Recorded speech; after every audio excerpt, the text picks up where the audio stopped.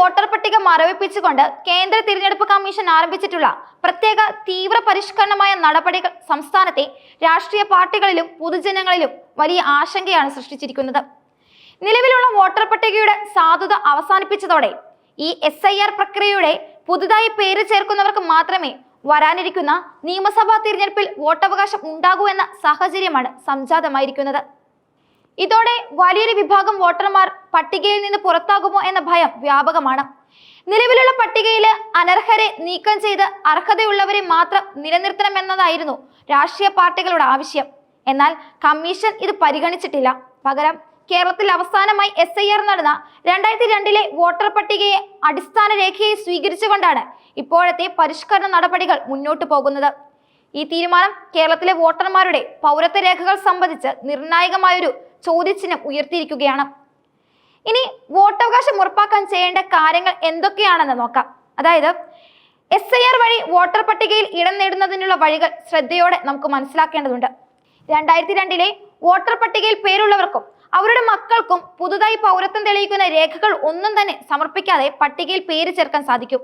എന്നാൽ ഒരാളുടെ പേരോ മാതാപിതാക്കളുടെ പേരോ 2002 ആ പട്ടികയിൽ ഉൾപ്പെട്ടിട്ടില്ലെങ്കിൽ തങ്ങൾ ഇന്ത്യൻ പൗരനാണെന്ന് തെളിയിക്കാൻ തിരഞ്ഞെടുപ്പ് കമ്മീഷൻ നിർദ്ദേശിച്ചിട്ടുള്ള 12 രേഖകളിൽ ഏതെങ്കിലും ഒന്ന് നിർബന്ധമായും സമർപ്പിച്ചാൽ മാത്രമേ വോട്ടവകാശം വീണ്ടെടുക്കാൻ കഴിയൂ.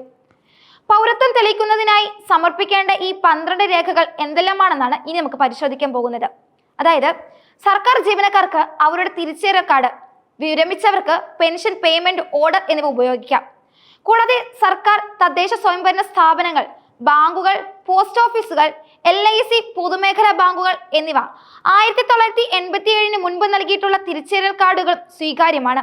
ജനന സർട്ടിഫിക്കറ്റ്, പാസ്പോർട്ട്, അംഗീകൃത ബോർഡുകളും സർവകലാശാലകളും നൽകുന്ന വിദ്യാഭ്യാസ സർട്ടിഫിക്കറ്റുകൾ, സ്ഥിരതാമസം തെളിയിക്കുന്ന സംസ്ഥാന സർക്കാർ സർട്ടിഫിക്കറ്റ്, വനാവകാശ സർട്ടിഫിക്കറ്റ്, ജാതി സർട്ടിഫിക്കറ്റ്, ദേശീയ പൗരത്വ രജിസ്റ്റർ, അതായത് അത് ബാധിക്കുന്നിടത്ത് മാത്രമാണ് ഉപയോഗിക്കാൻ സാധിക്കുകയുള്ളൂ. സംസ്ഥാനം തയ്യാറാക്കുന്ന ഫാമിലി രജിസ്റ്റർ, സർക്കാർ ഭൂമിയോ വീടോ അനുവദിച്ചതിന്റെ സർട്ടിഫിക്കറ്റ്, അവസാനമായിട്ട് ആധാർ കാർഡ് എന്നിവയാണ് മറ്റു പ്രധാന രേഖകളും. ഇനി ഒഴിവാക്കപ്പെടുന്നവരുടെ ആശങ്ക ഏതൊക്കെയാണെന്നറിയാം. അതായത് 2002 പഴയ പട്ടിക അടിസ്ഥാന രേഖയാകുമ്പോൾ ഏകദേശം 50 ലക്ഷത്തോളം ആളുകൾ കേരളത്തിലെ വോട്ട് പട്ടികയിൽ നിന്ന് പുറത്താക്കപ്പെടാൻ സാധ്യതയുണ്ടെന്നാണ് പ്രാഥമിക വിലയിരുത്തലുകൾ സൂചിപ്പിക്കുന്നത്. മരിച്ചുപോയവർ, ഇരട്ട വോട്ടുള്ളവർ എന്നിവരുടെ പേരുകൾക്കൊപ്പം കുടിയേറിയവരുടെയും വിദേശികളുടെയും പേരുകൾ പോലും നീക്കം ചെയ്യപ്പെടുമെന്നതും ആശങ്ക വർദ്ധിപ്പിക്കുന്നതാണ്. 2002 വോട്ടർ പട്ടികയിൽ സ്വന്തം പേരോ മാതാപിതാക്കളുടെയോ പേരോ ഇല്ലാത്തവർ വോട്ടവകാശം നേടുന്നതിനായി തിരഞ്ഞെടുപ്പ് കമ്മീഷൻ ജനന തീയതിയുടെ അടിസ്ഥാനത്തിൽ 3 വിഭാഗങ്ങളായി അവയെ പ്രത്യേക മാനദണ്ഡങ്ങളോടുകൂടി നിശ്ചയിച്ചിട്ടുണ്ട്. അതായത് 1987 ജൂലൈ 1 മുമ്പ് ജനിച്ചവർ സ്വന്തം ജനന തീയതിയും ജനന സ്ഥലവും തെളിയിക്കുന്ന രേഖകൾ മാത്രം സമർപ്പിച്ചാൽ മതി.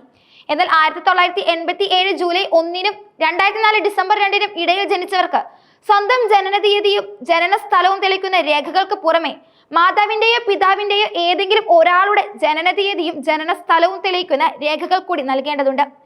2004 ഡിസംബർ 2 ശേഷം ജനിച്ചവർ സ്വന്തം ജനന തീയതിയും ജനന സ്ഥലവും തെളിയിക്കുന്ന രേഖകൾക്കൊപ്പം മാതാവിന്റെയും പിതാവിന്റെയും ജനന തീയതിയും ജനന സ്ഥലവും തെളിയിക്കുന്ന രേഖകൾ നിർബന്ധമായും സമർപ്പിക്കണം.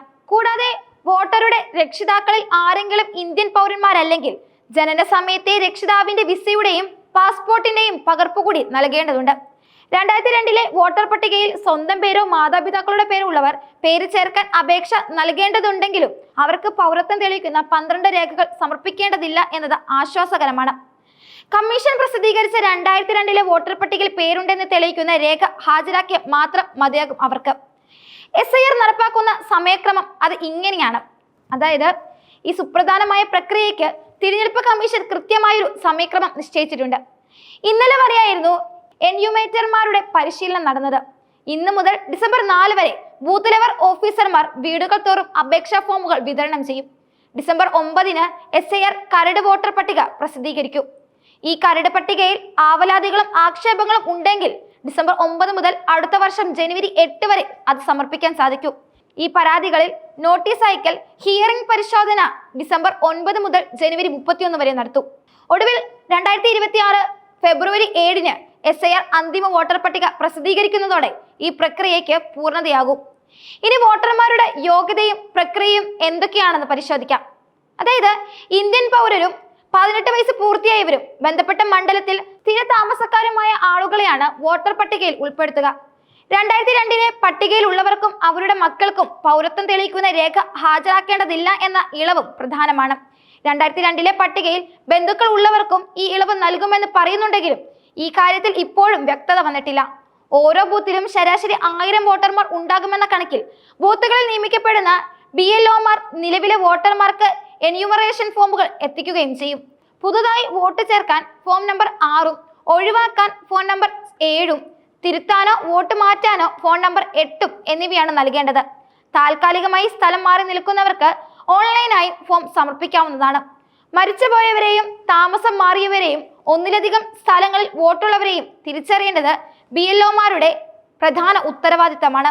ലഭിച്ച അപേക്ഷകളുടെ അടിസ്ഥാനത്തിൽ കരട് വോട്ടർ പട്ടിക തയ്യാറാക്കേണ്ടത് നിയമസഭാ മണ്ഡലത്തിൽ നിയോഗിച്ചിട്ടുള്ള ഇലക്ഷൻ രജിസ്ട്രേഷൻ ഓഫീസറാണ്.